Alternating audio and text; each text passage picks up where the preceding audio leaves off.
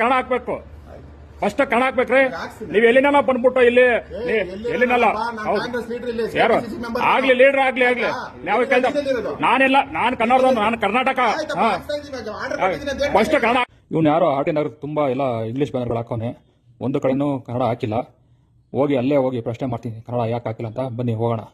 ನೋಡ್ಬೋದು ಎಲ್ಲೂ ಕನ್ನಡ ಹಾಕಿಲ್ಲ, ಎಲ್ಲ ಇಂಗ್ಲಿಷ್ ಹಾಕೋಣ.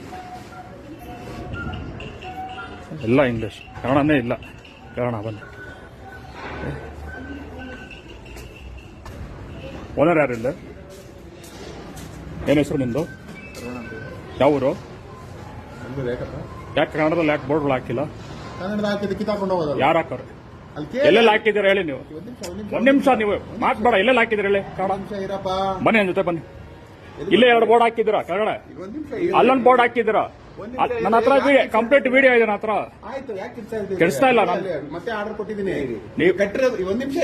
ನೀವೆಲ್ಲೂ ಕಟ್ಟಿಲ್ಲ. ನನ್ನ ಹತ್ರ ವಿಡಿಯೋ ಇದೆ. ನೀವೆಲ್ಲೆಲ್ಲ ಹಾಕಿರೋ ಕಂಪ್ಲೀಟ್ ಬ್ಯಾನರ್ ಆಲ್ರೆಡಿ ರೆಡಿ ಇದೆ. ನೀವು ರೆಡಿ ಈಗ ಫಸ್ಟ್ ಕನ್ನಡ ಹಾಕ್ಬೇಕು. ಫಸ್ಟ್ ಕನ್ನಡ ಹಾಕ್ಬೇಕ್ರಿ.